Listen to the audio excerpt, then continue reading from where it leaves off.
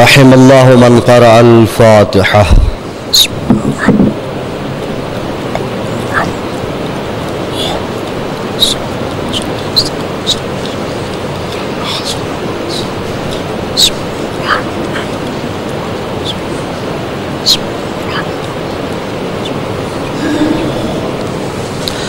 ما شاء الله لا حول ولا قوة إلا بالله العلي العظيم. أعوذ بالله السميع العليم من الشيطان الرجيم. بسم الله الرحمن الرحيم. وبه نستعين وهو خير المعين. الحمد لله رب العالمين رب الشهداء والصديقين. الصلاة والسلام على العبد المؤيد والرسول المسدد المصطفى الأمجد والمحمود الأحمد سيدنا ومولانا بالقاسم محمد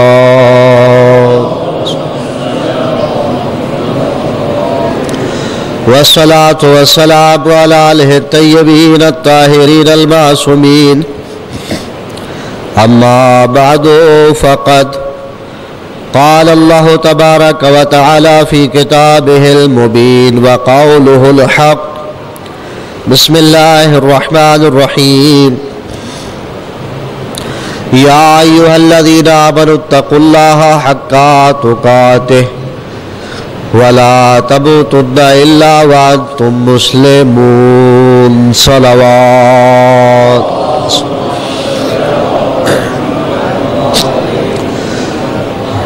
معزز سامعین محترم، موالیان حیدر کرار، عزاداران مظلوم کربلا، ایک مرحومہ و مغفورہ کے ایصال ثواب کے لیے ہم تمام حاضرین جمع ہیں. دعا ہے کہ پروردگار مرحومہ کے درجات بلند سے بلند تر فرمائے، اعلیٰ علیین میں مقام اعلیٰ نصیب فرمائے، منازل آخرت آسان فرمائے. بالخصوص مرحومہ کے ایصال ثواب اور اپنے اپنے مرحومات کے ایصال ثواب کے لیے بآواز بلند صلوات. اللہم صلی علی محمد و محمد. توجہ ہے کہ بات کو شروع کیا جائے. انتہائی مختصر گفتگو کرنی ہے. فلسفہ موت کیا ہے اور فلسفہ حیات کیا ہے؟ اللہ نے انسان کو زندگی کیوں عطا کی ہے؟ اس زندگی کا ہدف کیا ہے؟ اور بعد از موت انسان کو جو ہمیشہ کی زندگی ہے اس کا مقصد کیا ہے؟ اللہ رب العزت نے جب انسان کو خلق کیا تو انسان سے مخاطب ہو کر فرمایا، اے انسان، دنیا کی تمام مخلوقات، دنیا کی تمام نعمتیں میں نے اے حضرت انسان تیرے لیے بنائی ہیں، اور تجھ کو اے انسان میں نے اپنے لیے بنایا ہے. وَمَا خَلَقْتُ الْجِنَّ وَالْإِنسَ إِلَّا لِيَعْبُدُونَ کہ جن اور انس اللہ کی عبادت کے لیے بنائے گئے ہیں. عبادت کا مفہوم کیا ہے؟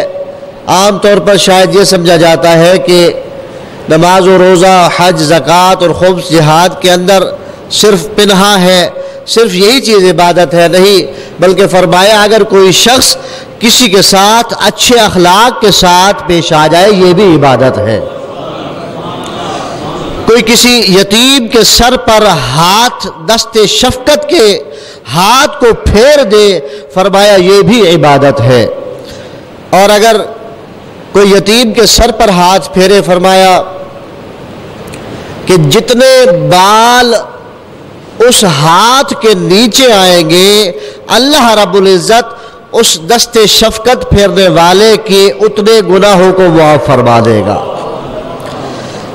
اور صرف گناہوں کو معاف نہیں فرمائے گا، فرمایا کہ اتنے ہی اسے نیکیاں عطا کر دی جائیں گی اور اتنے ہی اس کے درجات بلند کر دیے جائیں گے. صلوات پڑھیے محمد و آل محمد پر. اللہم صلی علی محمد. یہاں پر ایک سوال پیدا ہوتا ہے کہ جب مختلف قسم کے آپ دیکھتے ہیں انسان فوت ہوتے ہیں، کوئی طبی موت مر جاتا ہے، کوئی ہسپتال میں دم توڑتا ہے، کسی کو گولی لگ جاتی ہے، کوئی بم دھماکے میں شہید ہو جاتا ہے۔ انسانوں کی اموات مختلف طرح کی ہے، کسی کا جسم سالم رہا، بم دھماکہ ہوا، چیتھڑے اڑ گئے، یا جس طرح سے ہندو مر جانے کے بعد مرنے والے کی جسم کو آگ سے جلا کر خاکستر کر دیتے ہیں، یعنی اس کا جو وجود ہے وہ ختم ہو جاتا ہے۔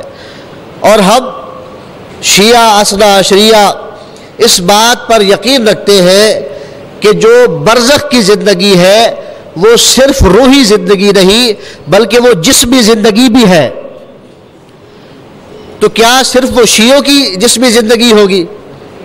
کسی اور مسلک مذہب یا دین کے ماننے والوں کی زندگی نہیں ہوگی؟ نہیں، جتنے بھی انسان ہیں سب کو اللہ روحی زندگی بھی عطا فرمائے گا، جسمی زندگی بھی عطا کرے گا۔ جس ہندو نے اپنے مردے کے تمام اعضاء کو جلا کر خاکستر کر دیا، یا جہاں بم دھماکہ ہوا اور چیتھڑے اڑ گئے، کچھ بچا ہی نہیں، تو اس کا جسم کیسے آئے گا؟ ایک سوال تو ہے نا جی، اس کا جسم کیسے پیدا ہوگا؟ دوبارہ وہ برزخ کی زندگی میں کیسے پہنچے گا؟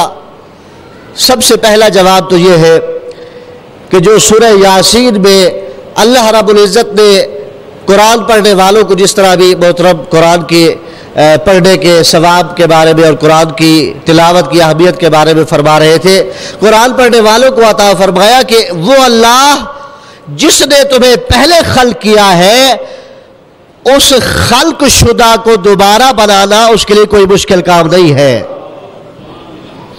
یہ ہے پہلا جواب۔ اور دوسرا جواب جو آج کی سائنس بھی مان رہی ہے، بہت سارے ایسے احباب مجھے نظر آ رہے ہیں جو مطالعہ اور ریسرچ سے دلچسپی رکھتے ہیں، آج کی سائنس مانتی ہے اگر کسی کے جسم کو بم دھماکے میں ختم کر دیا جائے یا ہندو اسے جلا کر خاکستر کر دے، وہ اس کا 5 6 7 8 فٹ کا بدن سارا خاکستر ہو جائے گا، لیکن جس قطرے سے انسان کو خلق کیا گیا ہے دنیا کی کوئی طاقت اس قطرے کو ختم نہیں کر سکتی۔ وہ قطرہ، وہ ذرہ جس سے انسان بنا ہے، وہ ذرہ محفوظ رہتا ہے، اور جب اللہ چاہے گا اس ذرے کو حکم دے گا، وہ ذرہ دوبارہ سے جسم بن جائے گا، وہ ذرہ دوبارہ سے جسم بن جائے گا، اور وہ اپنی برزخی زندگی کو دوبارہ انجام دے گا اور قیامت تک کا وہ سفر انجام دے گا۔ صلوات پڑھیے محمد و آل محمد پر۔ ایک شخص حضرت امام محمد باقر علیہ السلام کی خدمت میں حاضر ہوا، مولا مجھے لگتا ہے کہ شاید میں زیادہ عرصہ زندہ نہیں رہوں گا، البتہ ظاہر ہے کہ موت کا وقت کسی کو معلوم نہیں ہے۔ وہ کہنے لگا کہ 50-60 سال عمر ہو گئی، کافی مریض ہوں، جلد اس دنیا سے رخصت ہو جاؤں گا، مولا کوئی ایسا عمل عطا فرما دیجئے جب میں پروردگار کی بارگاہ میں حاضر ہوں تو سرخرو ہو کر حاضر ہوں۔ امام علیہ السلام نے فرمایا باقی اعمال تو اپنے مقام پر، واجبات کا انجام دینا اپنے مقام پر، محرمات سے بچ جانا اپنے مقام پر، لیکن 3 عمل ایسے ہیں اگر تو وہ کر لے تو انشاءاللہ پروردگار کی بارگاہ میں سرخرو ہو کر حاضر ہوگا۔ اگر آپ اجازت دیں تو آپ کی خدمت میں عرض کروں 3 عمل۔ فرمایا پہلا عمل یہ ہے کہ اپنے ہمسائے کے حقوق کا ہمیشہ خیال رکھو۔ اور ایک روایت میں نے پڑھا کہ اللہ کے رسول صلی اللہ علیہ وآلہ وسلم جب ہمسائے کے حقوق بیان کیا کرتے تھے تو اصحاب میں سے اکثر یہ گمان کرنے لگے کہ اللہ کے رسول ہمسائے کو وراثت میں حقدار قرار دے دیں گے، اتنا حق قرار دیا۔ فرمایا ہمسائے کے حقوق کا خیال رکھو۔ دوسرا عمل فرمایا والدین کا احترام کرو۔ احترام صرف یہ نہیں ہوتا کہ انسان گھٹنوں کو ہاتھ لگائے والدین کے، یا پاؤں کو ہاتھ لگائے. نہیں، والدین کا احترام اس طرح ہو، ان کی زندگی میں بھی احترام ہو، ان کے مر جانے کے بعد بھی احترام ہو. میں غلط بات تو نہیں کر رہا، اگر صحیح بات کر رہا ہوں تھوڑا تھوڑا میرے ساتھ بولتے رہیے تاکہ ثواب میں آپ شامل بھی رہیں اور مجھے بھی معلوم ہو کہ آپ جاگ رہے ہیں. صلوات پڑھیے محمد و آل محمد پر. اللہم صلی علی محمد و آل محمد. پہلا عمل ہمسائے کے حقوق کا خیال، دوسرا عمل والدین کا احترام، اور تیسرا عمل فرمایا ہم اہل بیت کے حق کا احساس. جس کے ساتھ امام مخاطب تھے، امام کی بارگاہ میں عرض کرنے لگا، مولا فرزند رسول ابن رسول اللہ، آپ کے حق کا احساس کیسے، آپ کے حق کا خیال کیسے، آپ کے حق کا احترام کیسے، کیا مطلب؟ امام نے فرمایا صرف ہمیں مان لینا کافی نہیں ہے بلکہ ہماری سیرت پر عمل پیرا ہونا بھی ضروری ہے. جو ہماری سیرت پر عمل کرتا نظر آئے گا، ہماری سیرت پر چلتا نظر آئے گا، اسے ہمارے حق کا احساس بھی ہوگا، ہمارے حق کا خیال بھی ہوگا، ہمارے حق کا احترام بھی ہوگا. درود پڑھیے محمد و آل محمد پر. اللہم صلی علی محمد و آل محمد. حضرت امام حسن مجتبی صلی علی محمد و آل محمد امیر شام کے دربار میں گئے. اس کے بلانے پر، یہ صلح کے بعد کا معاملہ ہے، تو امام علیہ السلام جب تشریف لائے، وہ مسجد جسے مسجد امیہ بنو امیہ کہا جاتا ہے، چونکہ امیہ کافر تھا، اسلام نہیں لایا تھا اور نہ ہی دین ابراہیمی پر موجود تھا. کافر کے نام پر کبھی بھی مسجد نہیں ہو سکتی. کہنے والے مسجد بنو امیہ کہتے ہیں، لیکن نہیں کہنا چاہیے، مسجد دمشق کہہ دیا کرے کہ دمشق کی وہ مسجد، دمشق شہر کا نام ہے، دمشق کی وہ مسجد جس کے اندر اس کا تخت اور اس کا محل بھی قریب ہے وہ موجود تھا، اور وہاں وہ دربار لگایا کرتا تھا. امام علیہ السلام جب تشریف لائے تو امیر شام نے یہ کہا ہوا تھا سب کو کہ جب فرزند رسول تشریف لائے کسی نے کھڑے ہو کر احترام نہیں کرنا، کسی نے کھڑے ہو کر امام کا استقبال نہیں کرنا، امام کی توہین کرنی ہے. جب امام علیہ السلام مسجد کے دروازے سے داخل ہونا چاہتے تھے، پہلا قدم، دایاں قدم مسجد کے اندر رکھا، یکایک تمام کا تمام مجمع کھڑا ہو گیا. معاویہ امیر شام غضبناک ہوا، بھائی میں نے تمہیں کہا تھا کہ فرزند رسول کے احترام میں کھڑے نہیں ہونا، تم پھر کھڑے ہو گئے ہو. تو وہ سب یک زبان ہو کر یہ کہنے لگے، اے امیر شام، تم نے ہمیں حکم دے دیا تھا کہ کھڑے نہ ہونا، تیری حکومت ہے ہمارے جسموں پر، یہ جو آ رہا ہے اس کی حکومت ہمارے دلوں پر موجود ہے. اللہ اکبر، یا رسول اللہ، یا اللہم صلی علی محمد و آل محمد. عزیزان محترم، امام تشریف لے آئے اور آ کر 2 رکعت نماز پڑھی. وہی انداز جو بابا علی کی نماز کا انداز تھا، بڑے خشوع و خضوع کے ساتھ نماز ادا کی. اب معاویہ امیر شام نے یہ فیصلہ کیا ہوا تھا پہلے سے کہ جتنے بھی مسجد میں نمازی آئے ہوئے ہوں گے، درباری آئے ہوئے ہوں گے، ان سب کو 70 ہزار اشرفیہ دے گا. سب کو اشرفیہ دی گئی، 70 اشرفیہ سب کو دی گئی. جتنے بھی لوگ موجود تھے ان سب کی اشرفیوں کو جمع کیا گیا، کیلکولیٹ کیا گیا، تو وہ ٹوٹل بنی 70,000. کتنی بنی جی؟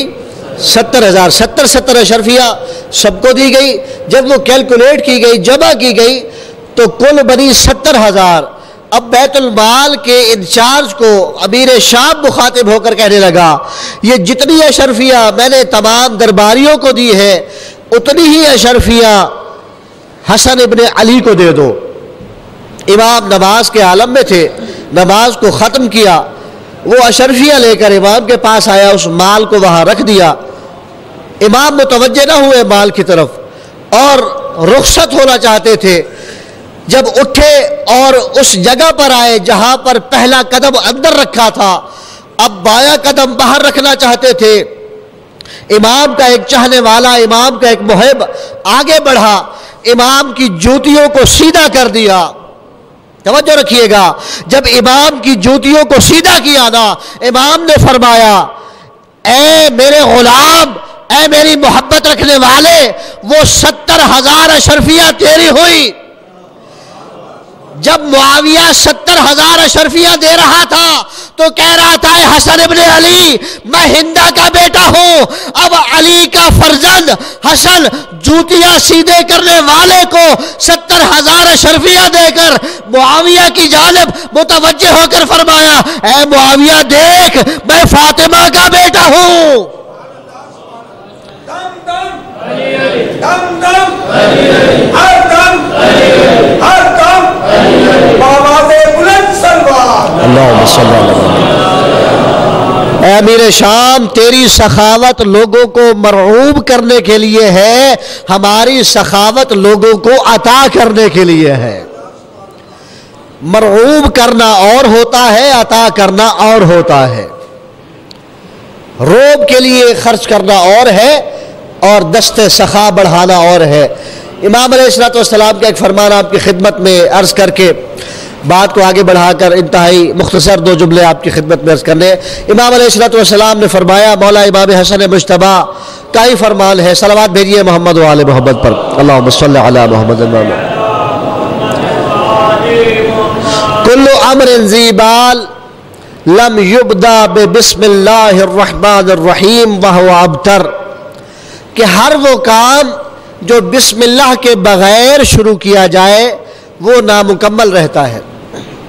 یعنی اگر کسی نے کھانا شروع کیا اور کھانا کھاتے ہوئے اس نے بسم اللہ نہیں پڑھی تو اس کے کھانے میں برکت نہیں ہوگی۔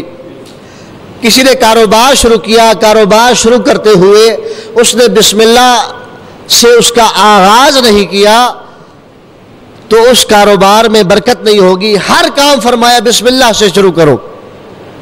کسی نے امام سے پوچھا، مولا کیا وجہ ہے کہ فرعون اتنا بڑا طاغوت تھا، انا ربکم الاعلی کا دعوے دار تھا، لیکن اس کے باوجود اس پر عذاب نہیں آتا تھا، وجہ کیا تھی؟ تو امام نے فرمایا وجہ یہ تھی کہ فرعون نے اپنے گھر کے مرکزی دروازے پر بسم اللہ الرحمن الرحیم لکھوایا ہوا تھا۔ اگرچہ کہ وہ ایمان نہیں رکھتا تھا، لیکن اس بسم اللہ کی برکت ایسی ہے کہ جس گھر میں یہ بسم اللہ لکھی ہوئی ہو اس گھر پر نحوست نہیں آتی، اس گھر میں پریشانی نہیں آتی، اس گھر میں آفت نہیں آتی، چاہے وہ زمینی آفت ہو یا آسمانی آفت۔ صلوات بھیجیے محمد و آل محمد پر۔ حضرت یوسف، میں بسم اللہ کے حوالے سے 2 جملے عرض کرنا چاہتا ہوں۔ حضرت یوسف کو جب بازار مصر میں بیچنے کے لیے لایا گیا تو بہت بڑے بڑے رؤساء، چھوٹی چھوٹی سلطنتوں کے بادشاہ اور عزیز مصر بھی اس خریداری میں شامل ہونے کے لیے آیا، اور چرخہ کاٹنے والی ایک بڑھیا وہ اپنے کاٹے ہوئے دھاگے کو بھی لے کر آئی کہ میں حضرت یوسف کا اس بولی میں شامل ہو کر خریدار بننے کی کوشش کروں گی۔ تو کسی نے بڑھیا سے پوچھا کہ اے بڑھیا، تجھے معلوم ہے کہ یہ بچہ کتنا خوبصورت ہے اور تو تھوڑا سا دھاگا لے کر آ گئی ہے اس بچے کو خریدنے کے لیے؟ تو بڑھیا یہ کہنے لگی کہ مجھے معلوم ہے یہ اس بچے کی قیمت نہیں ہے، لیکن جب قیامت تک خریداران یوسف کی لسٹ بنائی جائے گی، خریداران یوسف کا نام لیا جائے گا، خریداران یوسف کا تذکرہ کیا جائے گا، میں بڑھیا کا تذکرہ کیا جائے گا، آپ اور میں مجلس حسین میں ہم ذکر کرنے کی حیثیت سے، آپ ذکر سننے کی حیثیت سے آتے ہیں، لیکن ہم اس معیار پر پورے نہیں اترتے، صرف اس نیت سے آتے ہیں کل جب قیامت کا دن ہوگا لسٹ بنائی جائے گی کون کون حسین کے ذکر ذکر میں حاضر ہوا یقیناً اس لسٹ میں ہمارا بھی نام ہوگا، اور یہی نام ہونا آپ کی اور میری بخشش کی ضمانت قرار پائے گا۔ اللہم صلی علی محمد و آل محمد۔ عزیز مصر نے سونا ڈالنا شروع کیا، ایک پلڑے میں حضرت یوسف ہے، ایک پلڑے میں سونا ہے۔ حضرت یوسف کا پلڑا بیٹھا ہوا ہے اور سونا اٹھا ہوا ہے۔ آپ جانتے ہیں کہ دھاتوں میں سے سب سے ثقیل دھات سونا ہے۔ اب جب وزن سے زیادہ، ظاہر ہے کہ لوگوں کو معلوم تھا حضرت یوسف کا وزن کتنا ہوگا، بچے تھے، 10 12 کلو 15 کلو 20 کلو ہوگا۔ جب اتنا سونا رکھ دیا گیا، اس سے زیادہ رکھ دیا گیا، تو عزیز مصر حیران ہوا کہ وجہ کیا ہے؟ حضرت یوسف کا پلڑا اٹھ نہیں رہا۔ تو پرانی کتابوں کا علم رکھنے والے کسی عالم نے اسے یہ مشورہ دیا کہ مجھے معلوم ہوتا ہے یہ نبی ہے، نبی کا وزن کبھی بھی سونے چاندی کے برابر نہیں ہوا کرتا۔ ایک کاغذ لے آؤ، اس پر بسم اللہ الرحمن الرحیم لکھو، سونے والے پلڑے میں رکھو، دیکھنا وہ جھکتا نظر آئے گا، حضرت یوسف کا پلڑا اٹھتا نظر آئے گا۔ ایسا ہی کیا گیا۔ حضرت یوسف کے مخالف پلڑے میں بسم اللہ الرحمن الرحیم رکھی گئی، وہ پلڑا جھکنے لگا، حضرت یوسف کا پلڑا اٹھنے لگا۔ یہاں پر روک کر ایک جملہ دینا چاہتا ہوں، جب سونا اور چاندی کسی نبی یا وسیع کے برابر نہیں ہو سکتے، توجہ رکھیے گا، جب سونا اور چاندی کسی نبی یا وسیع کے برابر نہیں ہو سکتے تو کوئی ایرا غیرہ کسی نبی یا وسیع کے برابر کیسے ہو سکتا ہے؟ ہمیشہ کلمات الہی یا قرآن نبی کے برابر ہوگا یا اللہ کا کلام نبی کے برابر ہوگا۔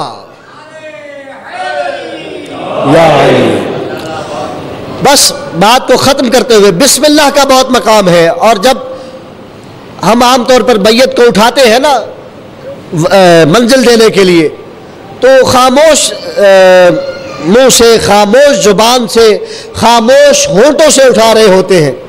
بہت سارے اذکار ہیں، بہت سارے اذکار ہیں، انشاءاللہ کبھی موقع ملا تو کسی اور موقع پر عرض کروں گا کہ آداب کیا ہے میت کو اٹھانے کے۔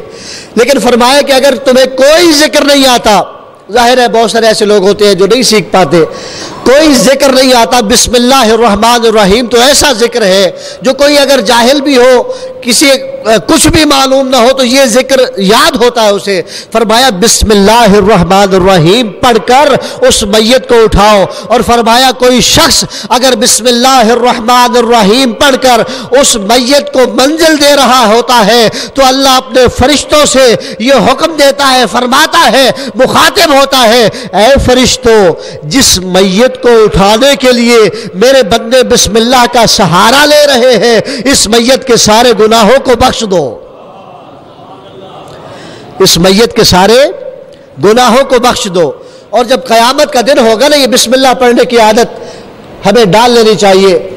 جب قیامت کا دن ہوگا، میں نے روایت کی لفظیں پڑھی ہیں اسی طرح سے کہ ایک شخص کو نام اعمال اس کے بائیں ہاتھ میں دیا جائے گا۔ آپ جانتے ہیں کہ دائیں ہاتھ میں نیک لوگوں کو نام اعمال دیا جائے گا، جنتیوں کو دیا جائے گا، اور بائیں ہاتھ میں نام اعمال دوزخیوں کو اور ان لوگوں کو جو گنہگار ہوں گے انہیں دیا جائے گا۔ وہ نام اعمال لیتے ہوئے جو عادت بنی ہوئی تھی بسم اللہ الرحمن الرحیم پڑھنے کی، وہ کہے گا بسم اللہ الرحمن الرحیم، اور جب نام اعمال کھولے گا وہ نام اعمال جس پر دوزخی لکھا ہوا تھا اس پر لکھا جا چکا ہوگا جنتی۔ وہ حیران ہوگا، اے فرشتوں کہیں بھول کر تو مجھے نہیں دے رہے، میں تو بڑا گنہگار تھا، میں نے اللہ کی بڑی نافرمانیاں کی۔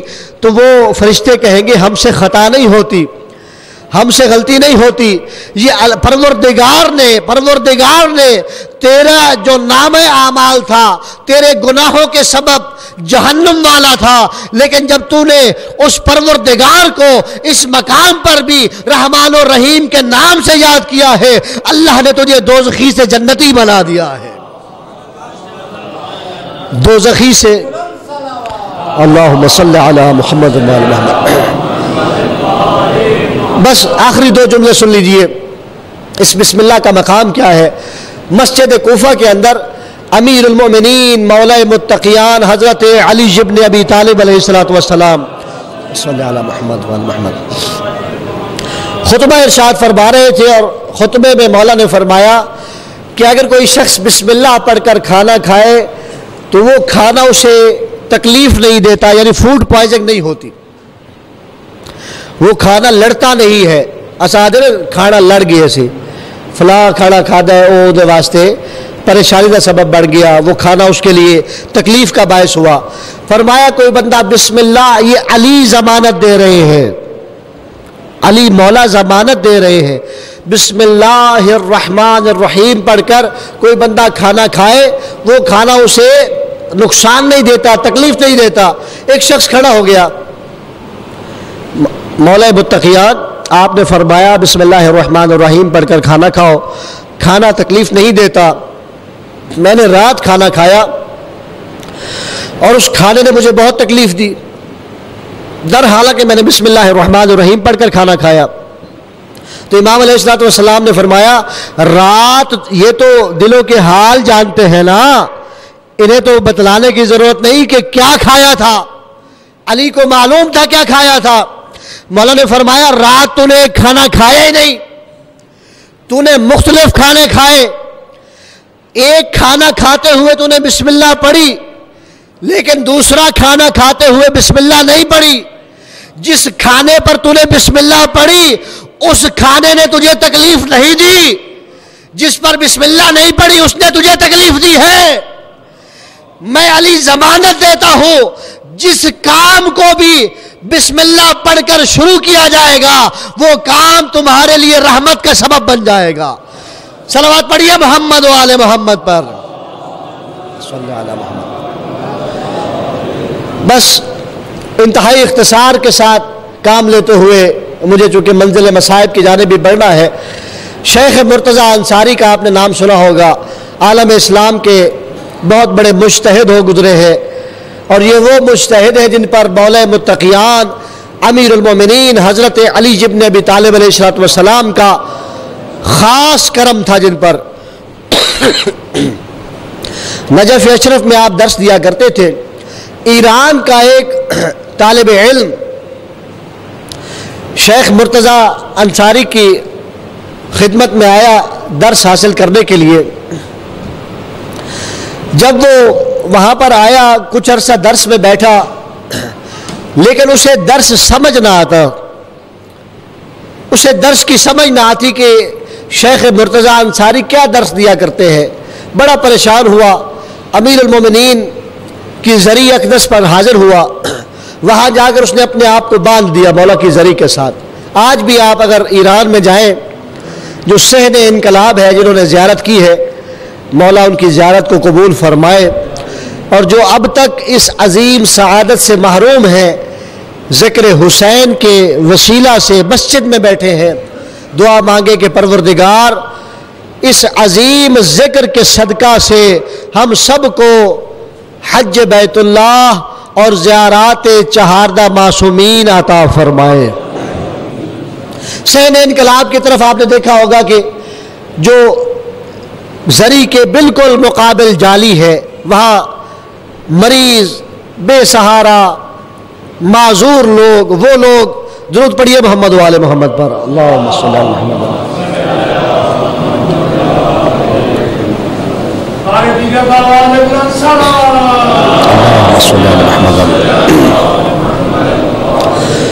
انہوں نے اپنے آپ کو باندھنا ہوتا ہے، اور یہ باندھنا صرف رسمن نہیں ہوتا، کوئی سمجھے کہ شاید رسم کی نیت سے باندھا ہوتا، نہیں، ایک عقیدت ہے، اور عقیدے کی بنیاد پہ کہ مولا کی بارگاہ سے، مولا کے وسیلہ سے یہاں سے ہم شفا لے کر جائیں گے، اور یہ عقیدہ سب سے بڑی چیز ہے۔ وقت نہیں ہے لیکن مختصراً عرض کروں کہ کاظمین کے اندر ایک وائس تھے، وہ بسم اللہ کے فضائل بیان کر رہے تھے کہ بسم اللہ کے اندر اتنی طاقت ہے، اگر کوئی بسم اللہ پڑھ کر چاہے تو پانی پر سفر کر سکتا ہے، کشتی کی ضرورت نہیں، پل کی ضرورت نہیں۔ چرواہا اس نے سنا، یہاں پر عقیدہ بنا لیا، بکریوں سمیت دریا کو پار کر کے بغداد پہنچ گیا۔ جب اس کا سفر بچنے لگا، خرچہ بچنے لگا، تو اس وائس کی دعوت کرنے کے لیے سوچا اس نے آیا وائس صاحب آئیے مہربانی فرمائیے آپ کی دعوت ہے. اس نے کہا جی کشتی کہاں ہے؟ کہا کشتی کی کیا ضرورت، آپ نے خود کہا تھا بسم اللہ پڑھو پار لگ جاؤ. اس نے کہا کر کے دکھاؤ. وہ بکریوں سمیت پار چلا گیا. اب جب وائس صاحب کی باری آئی اس نے بسم اللہ پڑھا تو ظاہر ہے اس کا عقیدہ نہیں تھا، وہ پانی کے اندر دسنے لگا. وہ چرواہا واپس آیا کہ جناب آپ تو کہتے تھے بسم اللہ پڑھ کر اگر کوئی پانی پر قدم رکھے پانی نرم کے بجائے سخت ہو جائے گا، تمہیں اس پر کشتی کی ضرورت نہیں ہوگی، پل کی ضرورت نہیں ہوگی، اس پانی پر سفر کر سکتے ہو. تو واعظ نے کہا تیرے عقیدے نے بسم اللہ کو تیرے لیے رحمت بنا دیا اور میرے عقیدے کی کمزوری نے بسم اللہ کا مجھے کوئی فائدہ نہیں دیا.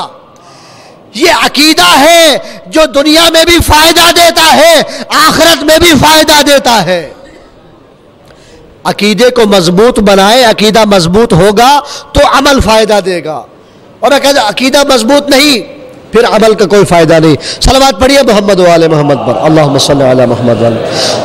بس آخری جملہ ہے. شیخ مرتضیٰ انصاری کا وہ شاگرد مولا کی زری اقدس کے پاس گیا، اپنے آپ کو باندھ لیا، کھانا پینا چھوڑ دیا. اس نے کہا کہ مولا بس مجھے تو درس سمجھ نہیں آتا، میں نے ہزاروں کلومیٹر کا سفر کیا ہے، ہزاروں میل کا سفر کیا ہے، کوئی جہاز کا سفر ہوتا نہیں تھا، کوئی ریل گاڑی کو بس تو ہوتی نہیں تھی، گھوڑا اونٹ یا پیدل سفر، اتنا سفر کر کے آیا ہوں علم حاصل کرنے کے لیے، لیکن مجھے کوئی استفادہ نہیں ہو رہا، فائدہ نہیں ہو رہا.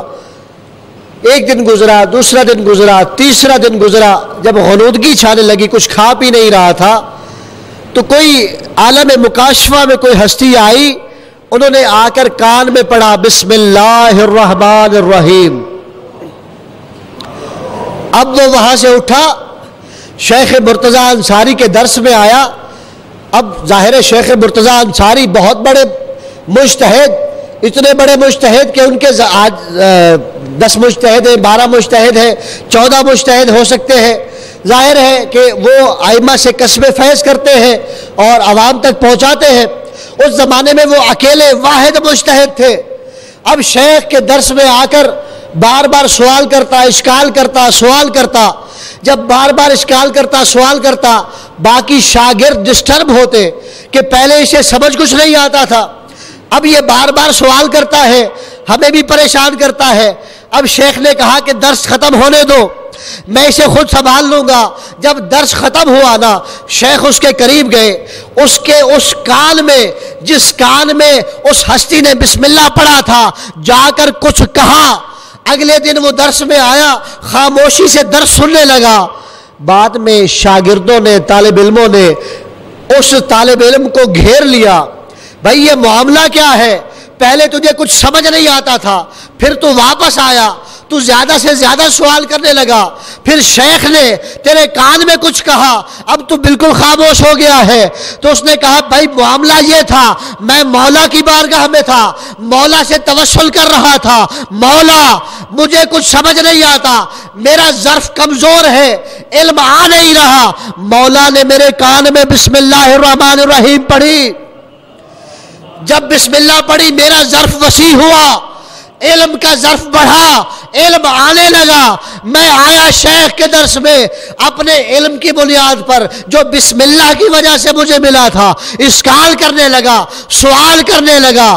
لیکن جب شیخ نے دیکھا نا، آپ سب کے اعتراضات کو دیکھا، سنا، شیخ آئے، انہوں نے میرے اسی کان میں کہا اے ایرانی، تیرے جس کال میں علی مولا نے بسم اللہ پڑھی ہے، اسی علی نے میرے کال میں الحمدللہ پڑھی ہے.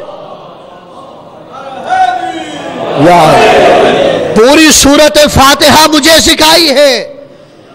ظرف ملا ہے تو تحمل بھی لے کے آؤ، علم ملا ہے تو حلم بھی لے کر آؤ. عزیزان محترم، میں عرض کر رہا ہوں، فلسفہ موت، فلسفہ حیات یہ ہے کہ انسان نے اپنے آپ کو آخری سانس تک علم کا متلاشی رکھنا ہے اور اس علم پر جس حد تک ہو سکے عمل کرے. آیت اللہ تقی بہجت منزل مصائب سے پہلے ایک جملہ سن لیجیے. آیت اللہ تقی بہجت اس وقت کے جو مراجع ہو گزرے ہیں ان میں بہت بڑے عارف گزرے ہیں، آپ میں سے بہت سارے احباب نے ان کی زیارت کی ہوگی، مجتہد تھے، عارف باللہ تھے، علم عرفان کی بلند منزل پر فائز تھے۔ ان کے پاس ایک وفد گیا کہ اے مجتہد، اے عارف باللہ مجتہد، آپ کے پاس عرفان کی طاقت ہے، علم کی طاقت ہے، کوئی ہمیں نصیحت کیجئے۔ اس وفد میں علماء بھی تھے، عرفاء بھی تھے، تمام سوسائٹی کے جتنے بھی طبقات ہیں ان کے نمائندے موجود تھے۔ تو آیت اللہ تقی بہجت نے بڑا پیارا، بڑا بہترین جملہ ارشاد فرمایا، فرمانے لگے میں تمہیں کوئی نصیحت نہیں کروں گا، جو تمہیں معلوم ہے اس پر عمل کرو۔ جو تمہیں معلوم ہے، جو علم حاصل ہے، عام طور پر ہوتا ایسے ہی ہے، ہم جو معلوم ہوتا ہے، جو علم ہوتا ہے، اس پر بھی عمل نہیں کر رہے ہوتے، چاہے کہ اس پر عمل کرے۔ اور عمل کا بہترین طریقہ کار یہ ہے کہ انسان اپنے آپ کو بہتر کرنے کی کوشش کرے، اس کے بعد اپنے گھر کو، پھر محلہ کو، پھر شہر کو، پھر اس پورے معاشرے، پورے سوسائٹی کو۔ جس نے اپنے آپ کو، من عرف نفسہ فقد عرف ربہ، فلسفہ حیات یہ ہے، زندگی کا فلسفہ یہ ہے، عرف نفسہ، اپنی پہچان کر لیجئے۔ یقین کر لیجئے جس دن میں نے اپنے آپ کو پہچان لیا نا، یقین کر لیجئے اس دن فلسفہ حیات مکمل ہو جائے گا۔ من عرف نفسہ فقد عرف ربہ، جس نے اپنے آپ کو پہچان لیا، ہر بندے کے لیے مولا کا فرمان ہے، من عرف نفسہ فقد عرف ربہ، جس نے اپنے آپ کو پہچان لیا اس نے اپنے رب کو پہچان لیا۔ اور موت کا بھی یہی فلسفہ ہے، انسان کوئی شے نہیں ہے، اقتدار اعلیٰ کا مالک وہ پروردگار ہے۔ اور جب کمزور مطلق نے طاقتور مطلق کے پاس جانا ہے تو تکبر کس چیز کا؟ کمزور مطلق نے، ضعیف مطلق نے، نحیف مطلق نے جبروت کی انتہا، جبروت کی خالق شخصیت کے پاس جانا ہے تو پھر نافرمانی کس بات کی؟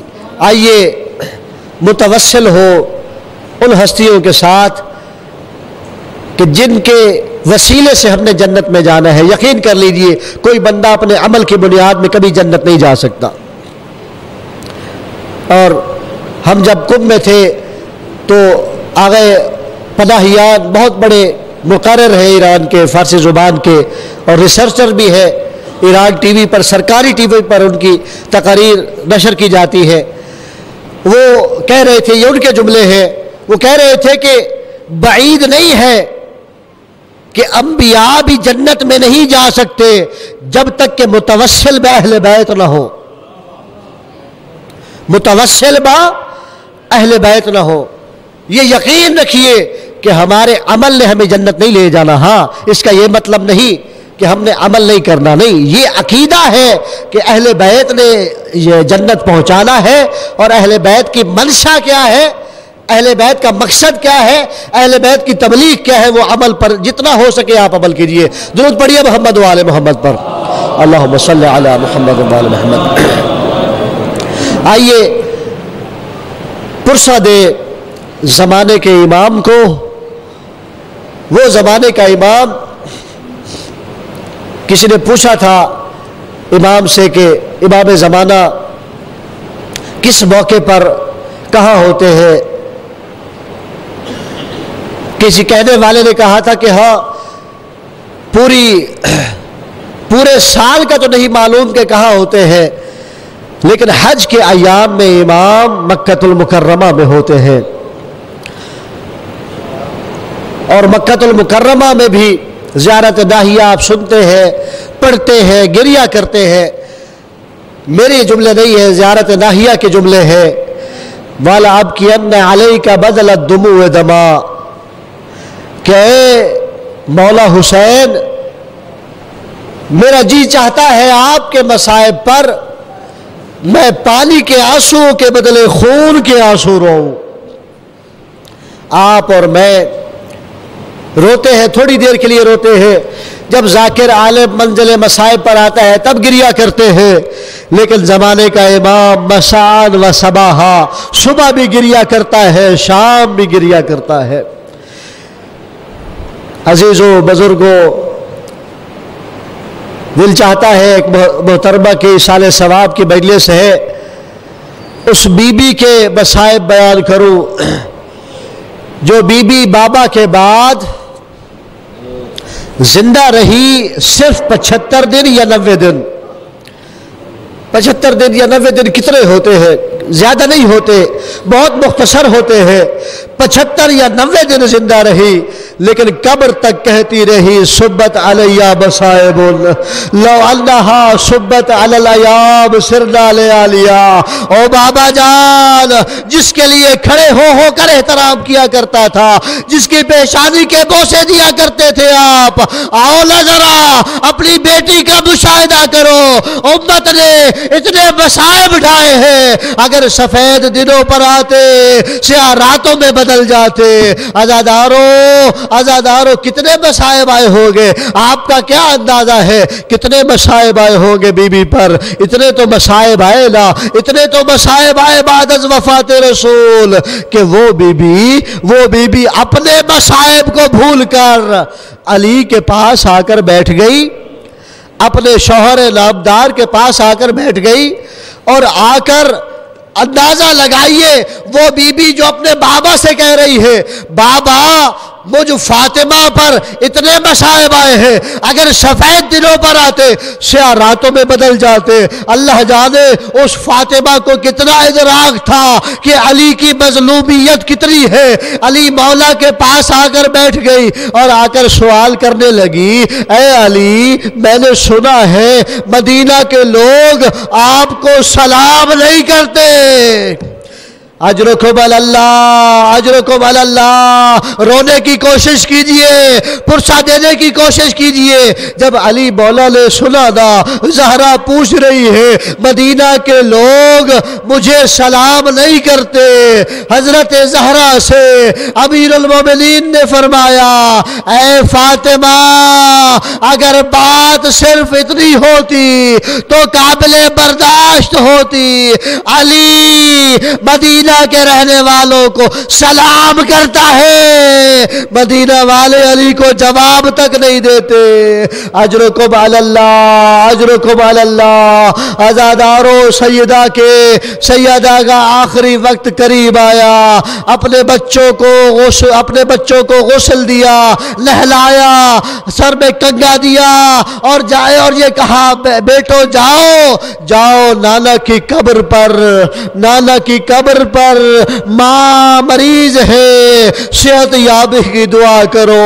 بچے قبر کے قریب آئے اور فضہ سے فرمایا، اے فضہ، جب تسبیح کی آواز آتی رہے سمجھتی رہنا زہرا زندہ ہے، جب تسبیح کی آواز بند ہو جائے سمجھ جانا زہرا اپنے بابا کے پاس پہنچ گئی۔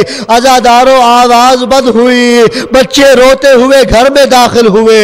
جناب فضہ پیار کرتی ہے، کہتی ہے بچوں آؤ کھانا کھاؤ، آؤ میں تمہیں کھانا کھلاتی ہوں۔ بچے کہتے ہیں اماں فضہ نہیں، ہمیں معلوم ہے، ہمیں ماں کے پاس جانا ہے۔ عزادارو، بچے پہنچے، غسل و کفن کا اہتمام ہوا، غسل دیا گیا سیدہ کو، کفن دیا گیا۔ کفن جب دے دیا گیا نا، اب علی مولا قریب آئے اور فاطمہ کی میت کے قریب آ کر فاطمہ کے قریبی رشتہ داروں کو، محرمہ کو یہ کہا جنہوں نے زہرا کا آخری دیدار کرنا ہے، آؤ کرو۔ حسن آئے، زینب آئی، ام کلثوم آئی، قریبی رشتہ دار خواتین آئی۔ عزادارو، وہ بیٹا نہ آیا جو فاطمہ کا سب سے قریب بیٹا تھا، جس کا نام حسین تھا، دور کھڑا ماں کی میت سے رو رہا ہے۔ علی مولا قریب آئے، اے حسین، کیا تو ماں کو الوداع نہیں کرے گا۔ حسین 6 سال کا سن ہے، بابا کی آنکھوں میں آنکھیں ڈال کر یہ کہنے لگے بابا میری ماں فخر مریم، میں فخر عیسیٰ، جب تک مریم نے عیسیٰ کو نہ بلایا تھا عیسیٰ نہ گئے تھے، ارے جب تک ماں نہ بلائے گی حسین نہ جائے گا۔ یہ لفظ حسین کی ختم ہوئی، بہار الانوار کی لفظ ہے انت و حنت و مدت یدا، زہرا کے بندے کفن ٹوٹنے لگے، 2 ہاتھ باہر آئے، آ حسین آ جا، کربلا کا غریب حسین آ جا۔ الا لعنت اللہ علی القوم الظالمین وسيعلم الذين ظلموا أي منقلب ينقلبون۔